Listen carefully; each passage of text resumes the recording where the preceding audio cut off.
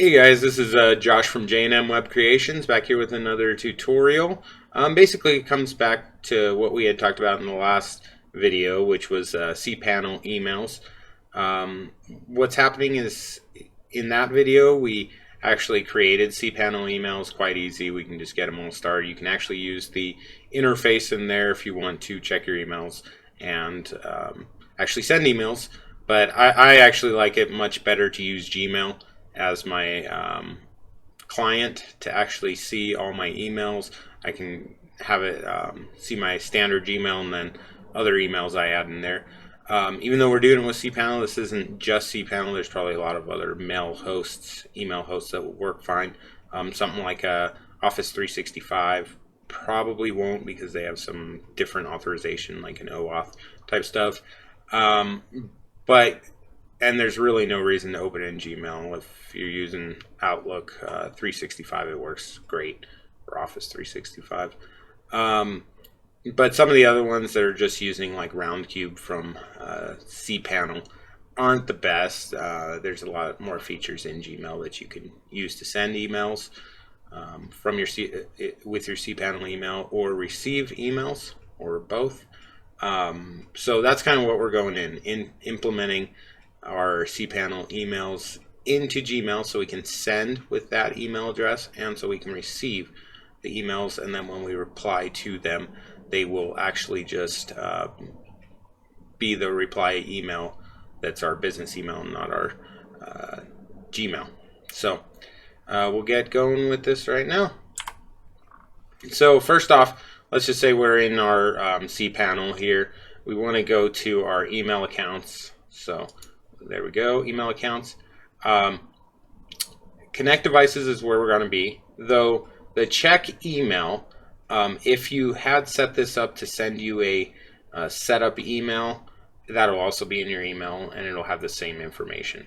So mine is in there, but I'm just going to show you on the connect devices because you should be able to get to that all the time. So we connect devices. Down here in Mail Client Manual Settings, there's Secure SSL TLS Settings. Right now they don't even show non-SSL TLS, so I wouldn't even mess with those. Basically, you're going to want to use the secure settings on here, and I'm not even sure if it'll work. It may work without the secure settings onto Gmail, but there's no reason to use them. So I will go ahead here and get started with this. We got the secure settings. First, you're going to have a username. It's going to be the first thing on the list. Essentially, the username is just your email. So the email address you made. Then you're going to have the password. That's going to be the password you made up when you made the email. Or if you've changed it, it's going to be that email password. A lot of times I find that I don't even remember them at that point. I just have to go in and change them if it's been a while. And for some reason, Gmail has decided to unlink or something, which is pretty rare, but every now and then I get that, like once a year. So not a big deal. And then there's going to be the incoming server. So I'm actually just writing that down. It's going to be a server, basically a URL. And then you're going to have your ports. You can do IMAP or POP3, I believe. I'm going to write them both down because they may have changed it to where you have to use one or the other for Gmail, but we will take a gander and see. So it should give you that. And then the outgoing server, this is so that you can actually send. The incoming is someone sends an email to you so that Gmail will get that. And then the outgoing server is your SMTP server, it's called. And it is basically so you can send out from Gmail or anywhere else. Also hooking your email up to your website through WP Mail SMTP would be done essentially the same way, and that helps deliverability a ton, especially with forms and stuff. If you're not getting forms for some reason, it's probably that's not set up and it can be done easily. Either I can do it, someone else can do it. It's pretty easy, or you can do it yourself. So right here we actually have the outgoing server and the incoming server on mine. They may be different, though mine is the same URL for both. The ports are definitely going to be different. They may be different at different hosts, and then also they will be the IMAP or POP3 ports will be totally different from the SMTP port, and actually all three of them will be different from each other. So now that we've got that information, we head on over here to Gmail. This is a throwaway email, so you can try to get on if you want, but I will be deleting it because I don't need it. So as you can see, there's nothing in here. I could send an email to it if I wanted to. You can see this is just jnmwebtest@gmail.com. So you do need a Gmail account. You can do it from your own personal if you have something else that you just make sure you check all the time or check pretty heavily. Or you can just make one if you just want to use Gmail for this. You can basically make it the name of your business @gmail.com, or you might have to put a 1, 2, 3, whatever on there just to get that one. So when we're in here, all we need to do, we have our inbox, nothing in there. We need to go up here to settings. So what it's going to bring out is kind of a side thing that slides in. You need to go see all settings. We then go over to accounts and import. At this point, we want to send mail as, so we want to send mail as test@jnmwebcreations.com. We want to also be able to send it as the Gmail if we want to use it that way. I use my personal Gmail and then have all my other sending mail as and checking mail from other accounts. So sending mail as, that's the SMTP part, and that will be so we can send out mail from our own email address, not from the Gmail. And then check mail from other accounts, that just means that it'll be sent to here. There is another way you can do this on your Cpanel. You can go and forward the email. There's a couple issues with that. The deliverability does not seem to be as good. Basically, it'll just get the email to your hosting server, and then it'll just forward it right over to this email. Doesn't always seem to be as good.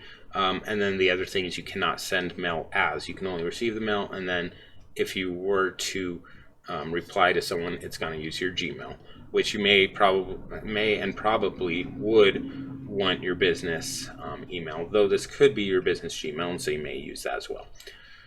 Okay, so then what we'll have to do this essentially in 2 steps here. We're going to send mail as. We'll go to this one first. We will put in, and we can actually you can put this whatever you want. This will be what it actually says to the person when you send. And then this email address here is going to be the email that we are using. So info@jnmwebcreations.com. Okay, so we have that right there. Treat as an alias, that's fine. We want essentially it to reply to when we get an email. We want to be able to reply to with this email. So I would just keep those the same. Next step, we go in here and then we put in the information we got, and I have it right here. Let's see, what are they? This is going to be the sending mail as. So what we're going to do here is use that SMTP port, and actually there's 3 here, 25, 465, 587. Mine uses that one. And then our username is again going to be our email address.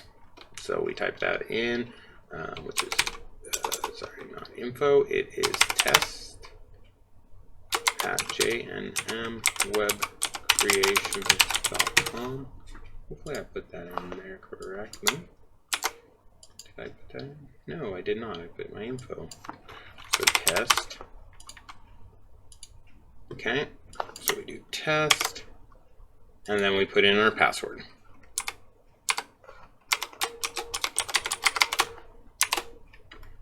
Okay, And at that point, I would try the TLS and let's see, 465. They actually recommend SSL, so you might go with whatever one is recommended, whether it's TLS or SSL. Depends on the port, is how they're shown on here.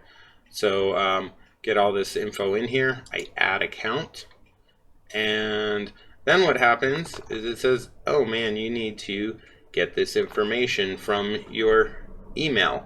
What's going to happen is there's going to be a verification code. So we pull this down, we go back into our emails, and we have to then check our email. Go to RoundCube if you don't have it going there automatically. You refresh until it comes into your email.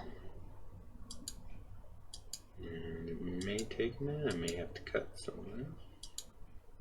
Okay. So now we see that it's come in, Gmail confirmation. We get this information, we copy and paste the code. We then, if we see, we have our Gmail, but oh no, it disappeared. And so really what's happening is it is another one here, another screen or window. Go ahead and verify that, and boom. It comes in right there, J&M Web Creations. That's going to be the name it's coming from. Test at J&M Web Creations with the port using SSL. You can reply from the same address the message was sent to, or always reply from the default address. So I usually do this, reply from the same address the message was sent to. So if someone sent it to this Gmail account and I press reply, it's going to go from the Gmail account, reply from there.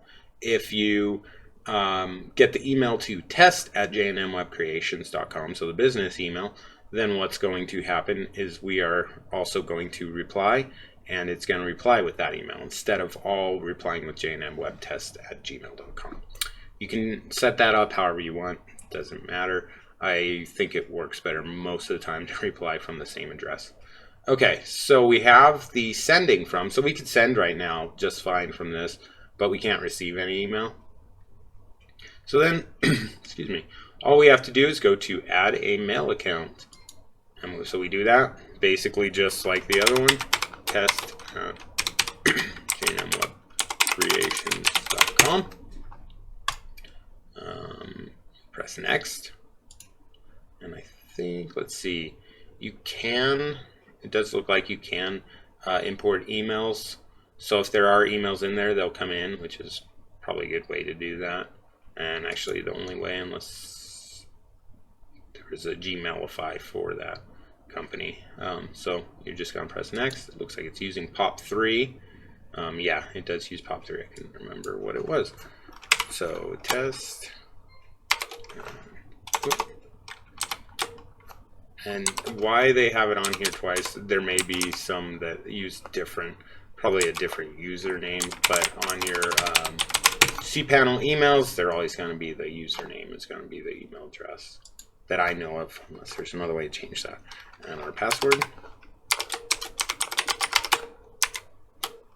Okay. We got our POP server here. You have to figure out which one is your POP. I had it written down here. 5. Okay, so there's a couple ways. IMAP usually leaves the kind of the difference from what I understand is IMAP and POP. I think IMAP actually leaves them on the server, the old emails. You can do that, and even though it's using POP, it still leaves it on the server. And basically, all the emails going to this email will also be on there. Even if you delete them from Gmail, they will still be there, so they will be taking up space. I usually just leave a copy and then delete a ton of emails, bulk, every once in a while. And then I can actually go back and get an email that I had already deleted from Gmail, so it's still there. You can take that off or on, depending on what you want to do. I would always use a secure connection. Excuse me. I would label it incoming, and that's kind of cool. It makes it easier to see where it's coming from. If it's the the actual Gmail account is receiving it, or the actual account from your business. The standard Gmail one will not have a tag, so that's how you know it's from that. The business ones will have this tag. On this one's test, if you had 5 of them, you'd see them come down, and you'd see a tag on each one, and I'll show you that. Archive incoming messages. So I actually like them to all go into my inbox, whether it's from my Gmail or my other one, then I can delete them and stuff. And if you're replying with your whatever email it came to, it's really not a big deal, at least for me. If not, there will be another folder on the left side that will, and actually either way it'll create that folder, but if not, it won't go into your inbox, it'll just go in that folder. Personally, I like it coming in my inbox, so I can just check it real fast. I don't have to go to different folders, but it's up to you how you want to do that. So we add our account, and then as you can see, it's checking mail, and we'll just wait for it for a moment, and then it should, I believe, pull in that other email we've already gotten, the Gmail password and the Gmail code, and the other email we had gotten originally. It does take a minute on this first one to get connected, make sure everything's fine here. So it is checking that email at the moment and connecting to the account. So just wait for a moment here.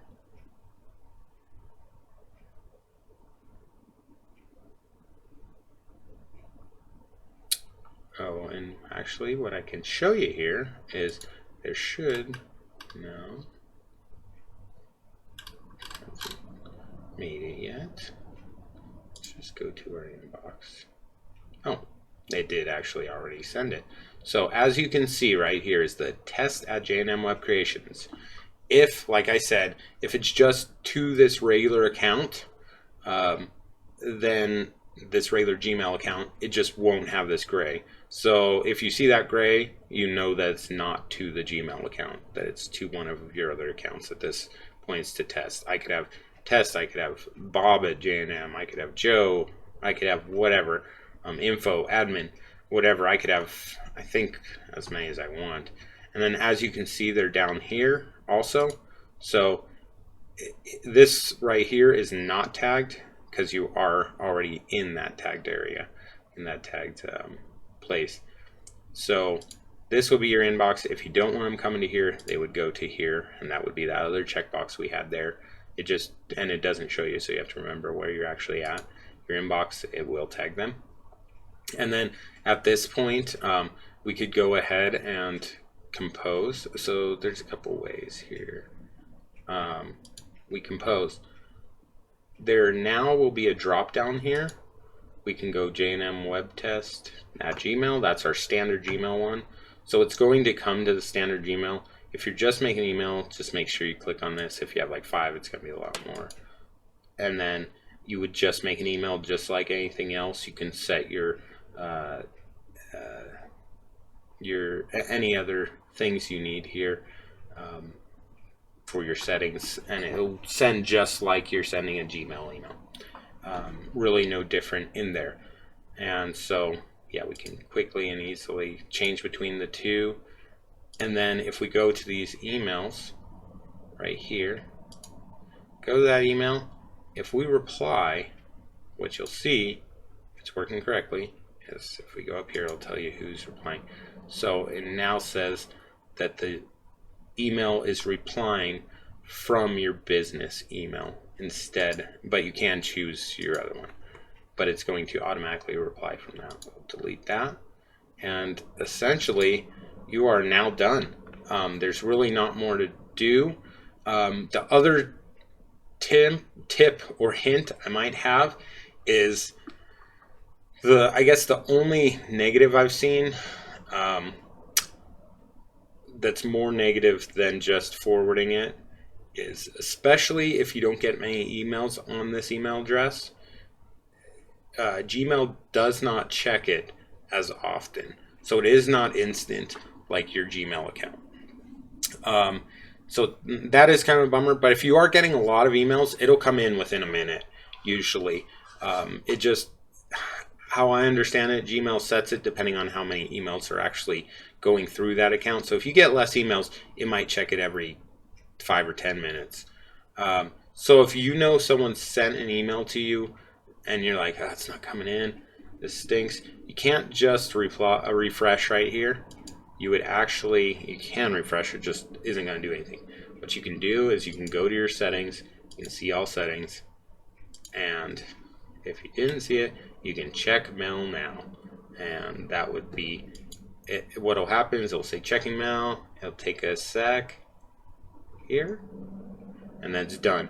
And what it'll say is 1 mail fetched, or 5 mails, or whatever. And then you'll be able to, it'll actually usually not show the number here. So let's say it said 5 mails fetched, it'll still show 1, but when you press on it, it would now be 5 under there and say 5.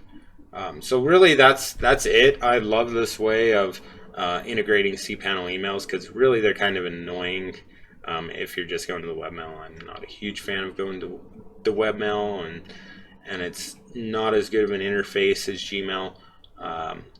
And there's other other clients you can use from different companies. I'm trying to think of some. I think Apple may have their own client, and you may be able to do something like this with Office 365 or Outlook. Outlook you can. If you have one of the others, you're probably able to as well, like Mozilla, who makes Firefox, has Thunderbird, I believe, and that one you can as well. I've just found that Gmail is the one I check all the time for my personal emails, and so it's super handy to have, and it's really a great way to do it. But like I said, the one main drawback is that sometimes it doesn't check it, and so if you're really looking for an email and it hasn't come through, just go to that settings and then check mail now. That's basically the main tip I would have. I've had odd times when I wasn't getting as much email that it might even be 45 minutes I was waiting for an email to come through.